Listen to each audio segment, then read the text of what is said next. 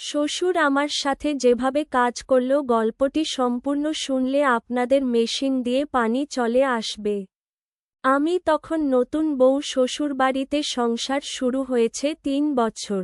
তবে বিয়ের এতদিন পরেও আমার কোন সন্তান হয়নি। একদিন সন্ধ্যাবেলা শ্বশুরাই আমাদের ঘরে এলেন। আমি বিনয়ের সাথে বললাম, শ্বশুর, আমি আপনার ছেলের বউ, আপনি আমার সাথে এমনটা করতে পারেন? শ্বশুর রেগে মেগে গিয়ে বললেন, চুপ থাকো।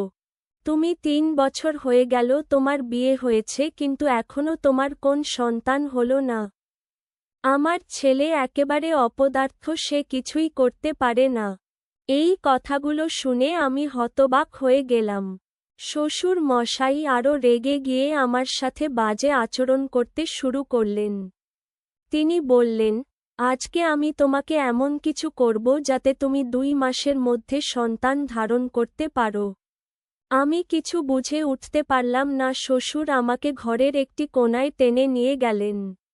আমি হতভম্ব হয়ে পড়লাম। তিনি আমার মুখে কিছু লাগিয়ে দিলেন এবং তারপরে আমি আর কিছু বলতে পারলাম না।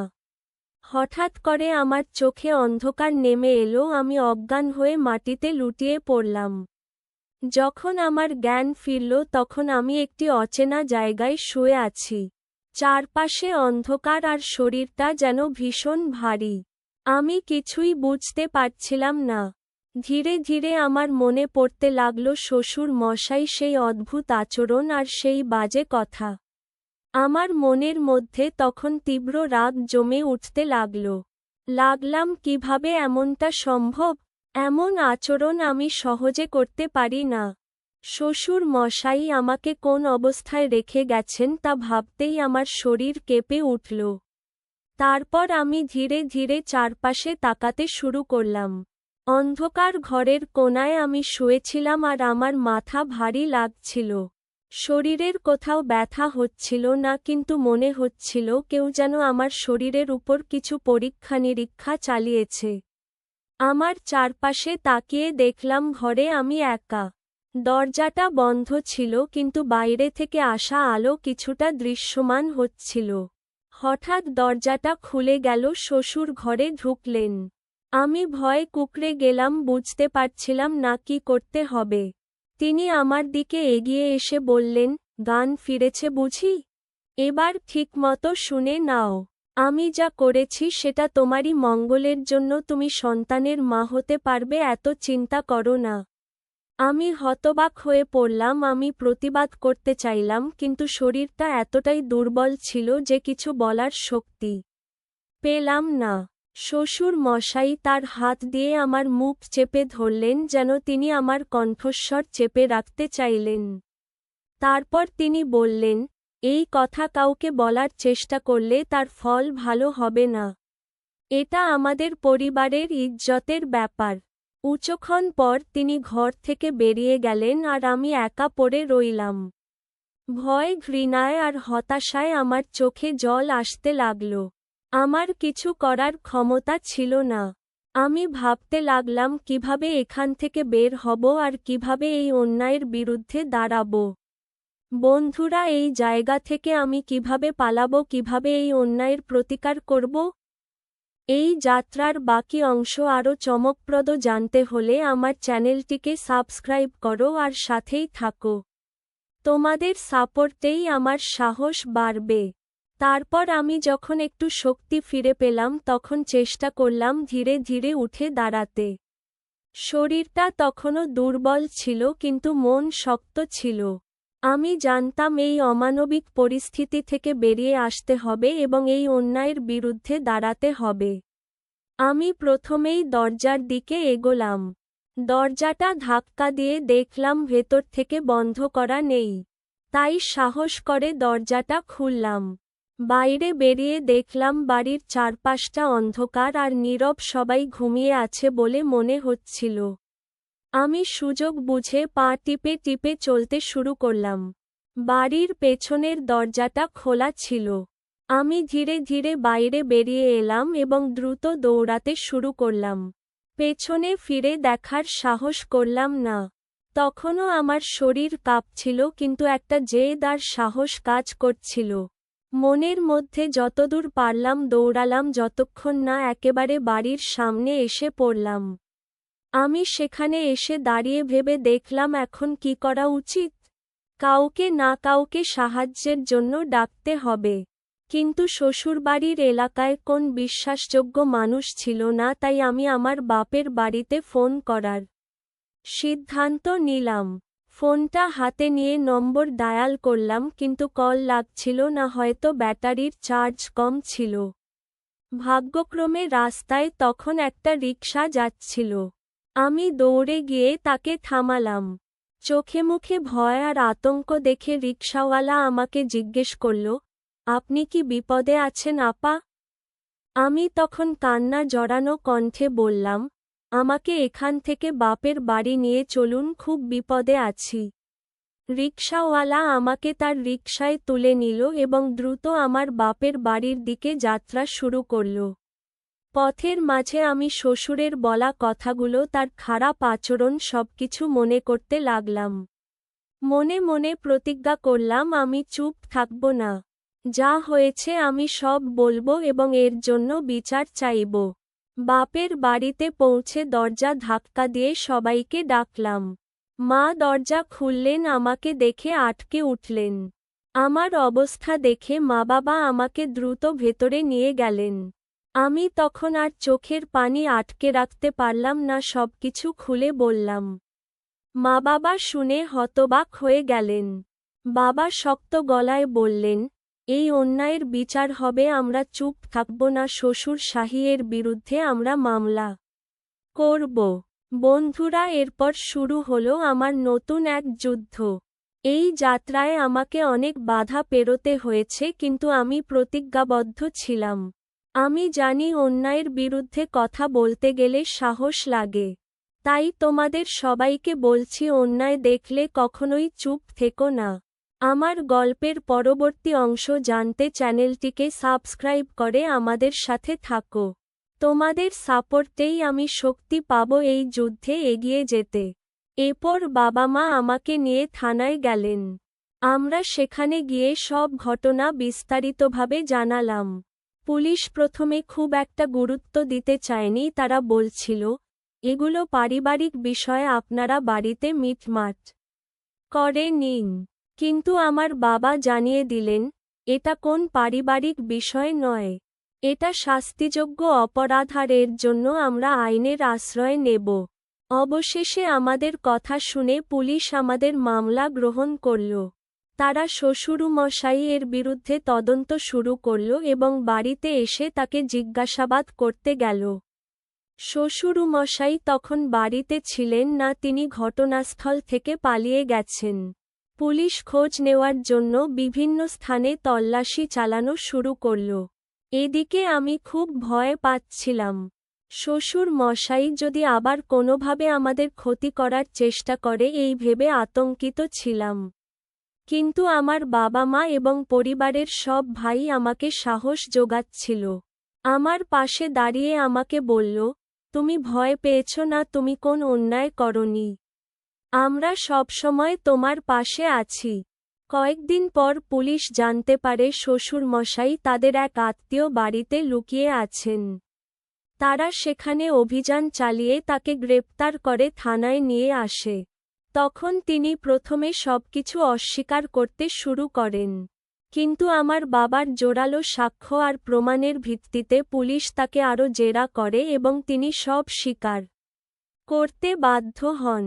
করতে যখন আমাদের মামলা উঠল তখন শ্বশুরমশাইয়ের আইনজীবী অনেক চেষ্টা করল প্রমাণ করতে যে আমি মিথ্যা বলছি। কিন্তু আমি সাহস নিয়ে সব ঘটনা খুলে বললাম এবং প্রত্যক্ষদর্শী ও অন্যান্য প্রমাণগুলো কোর্টে উপস্থাপন করলাম।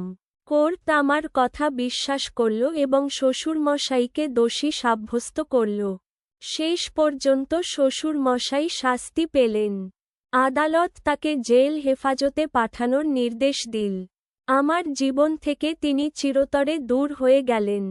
বন্ধুরা, আমি তখন একটা নতুন শুরু করতে পারলাম।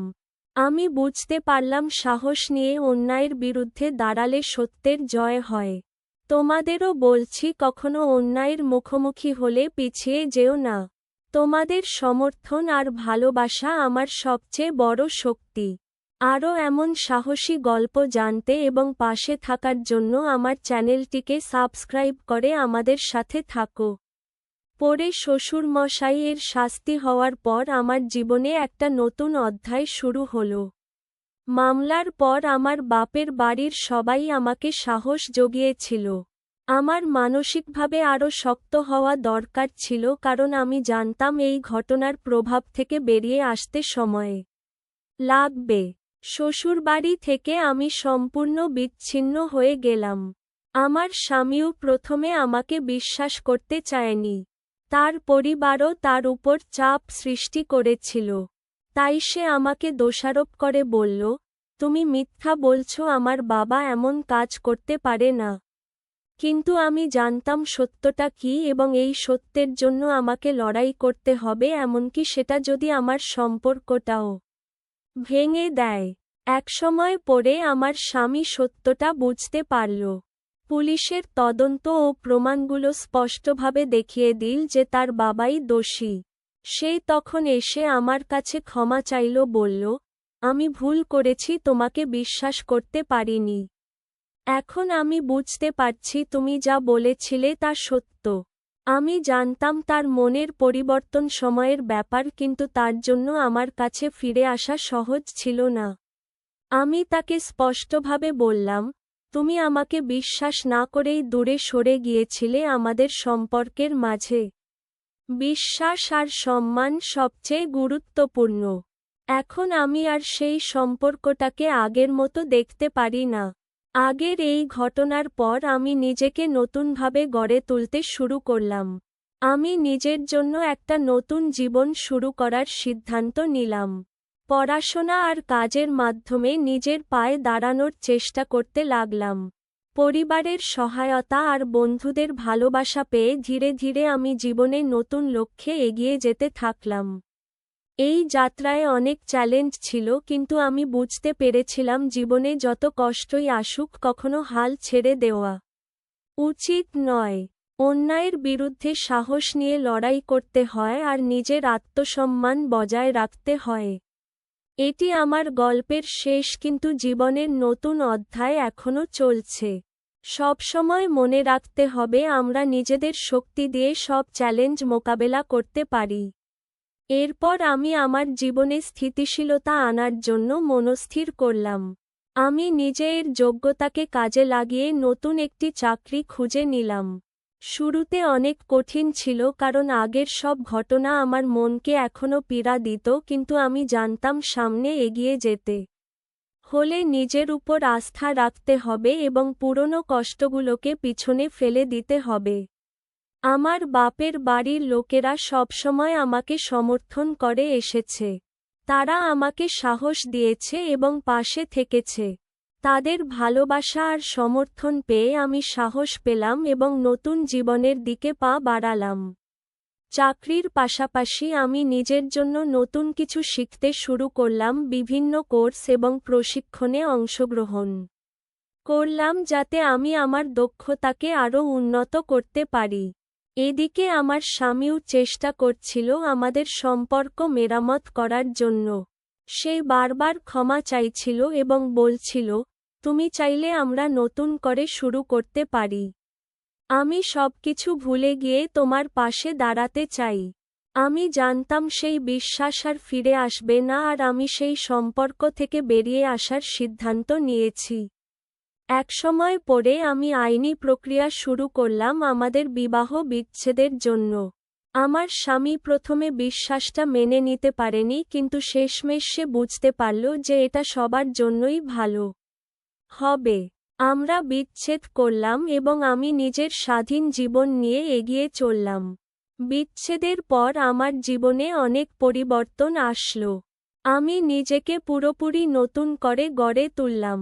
পড়াশোনা শেষ করে আমি একটি প্রতিষ্ঠানে ভালো পদে চাকরি পেলাম। ধীরে ধীরে নিজের একটা বাসাও ভাড়া নিলাম যেখানে আমি আমার মতো করে স্বাধীনভাবে জীবনযাপন করতে পারি। এই যাত্রায় আমি শিখেছি জীবনে অনেক সময় কঠিন পরিস্থিতি আসতে পারে, কিন্তু সাহস আর আত্মবিশ্বাস থাকলে সবকিছু মোকাবেলা করা সম্ভব। এখন আমি জানি নিজের জন্য দাঁড়াতে হয় এবং কখনো অন্যায়ের কাছে মাথা নত করা উচিত নয়।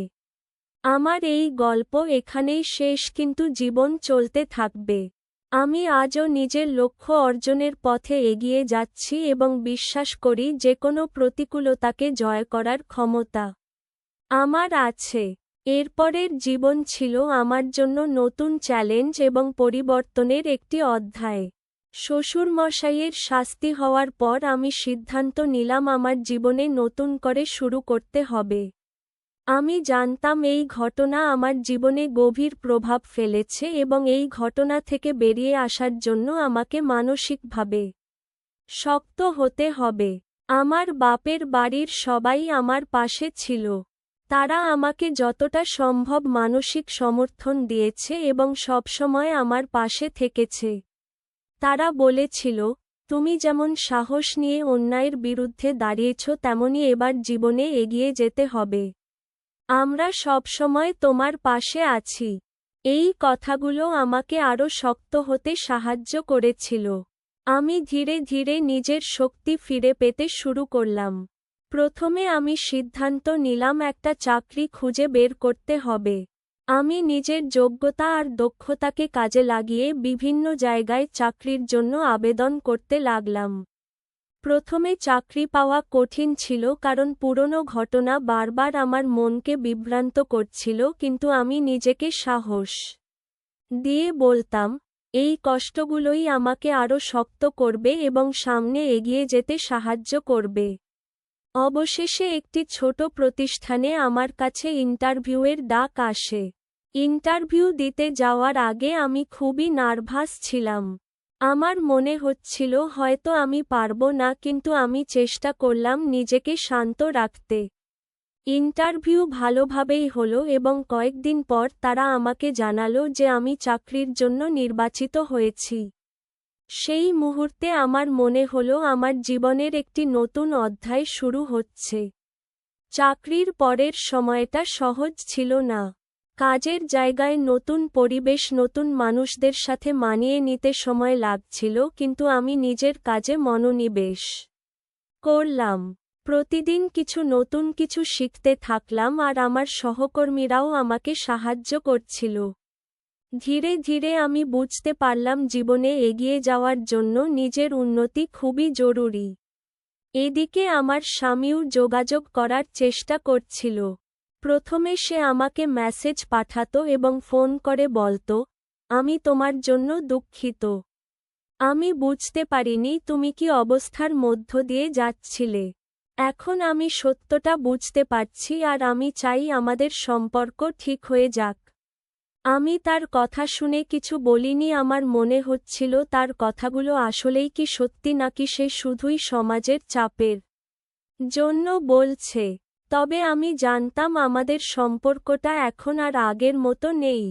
সেই বিশ্বাস, সেই শ্রদ্ধা যেগুলো একটি সম্পর্কের ভিত্তি, সেগুলো ভেঙে গেছে। আমি বুঝতে পারলাম এই সম্পর্ক থেকে বেরিয়ে আসাই আমার জন্য সঠিক সিদ্ধান্ত।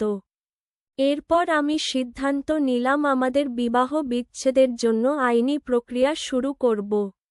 আমি আমার পরিবারের সাথে আলোচনা করলাম আর তারা আমার সিদ্ধান্তকে সমর্থন করল। আমরা একজন আইনজীবীর সাথে কথা বললাম এবং কাগজপত্র প্রস্তুত করতে শুরু করলাম। আমার স্বামী প্রথমে এই সিদ্ধান্ত মেনে নিতে পারছিল না। সে বলেছিল, আমরা নতুন করে শুরু করতে পারি, তুমি কেন আমাদের সম্পর্কটা ভাঙছ? আমি তাকে স্পষ্টভাবে বললাম, আমার জন্য এটা সম্ভব নয়। যেটা ঘটে গেছে সেটা ভুলে যাওয়া বা ক্ষমা করা আমার পক্ষে সম্ভব নয়। আমাদের সম্পর্কের ভিতর সেই বিশ্বাস আর নেই, আর সম্পর্কের ভিত্তি যদি ঠিক না থাকে তাহলে সেটা টিকবে না। একটা সময় পরে সে বুঝতে পারল আমাদের বিচ্ছেদটাই সবার জন্য মঙ্গল। আমরা আদালতের মাধ্যমে বিবাহ বিচ্ছেদের প্রক্রিয়া শেষ করলাম। আমি তখন সম্পূর্ণ স্বাধীন হয়ে গেলাম। মনে হলো আমার কাঁধ থেকে একটা বিশাল বোঝা নেমে গেছে। এরপর আমি নিজের জীবনের দায়িত্ব নিজেই নিতে শুরু করলাম। চাকরির পাশাপাশি আমি নিজের দক্ষতাকে আরও উন্নত করতে বিভিন্ন প্রশিক্ষণে অংশগ্রহণ করতে লাগলাম। আমি কোর্স করলাম কম্পিউটার স্কিল এবং বিভিন্ন সফট স্কিল ডেভেলপমেন্টের উপর।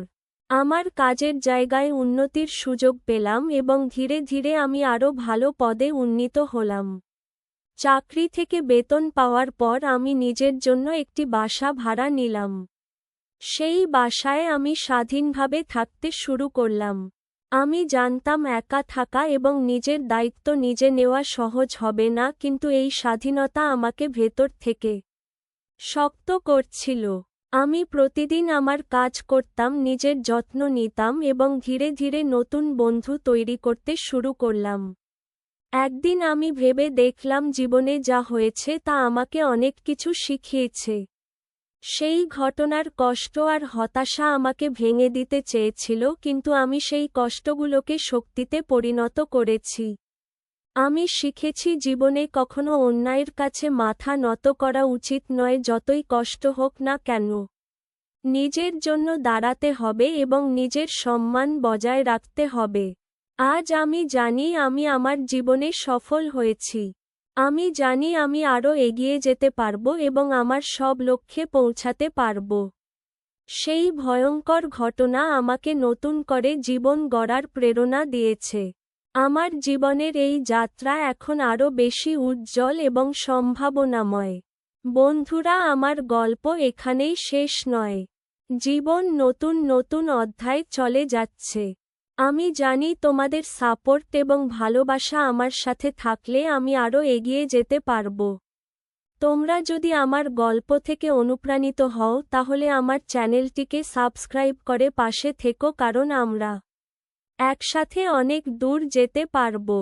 বন্ধুরা, গল্পটি ভালো লাগলে আমাদের এই চ্যানেল লাইক, কমেন্ট, সাবস্ক্রাইব করে তোমাদের বন্ধুদের মাঝে শেয়ার করে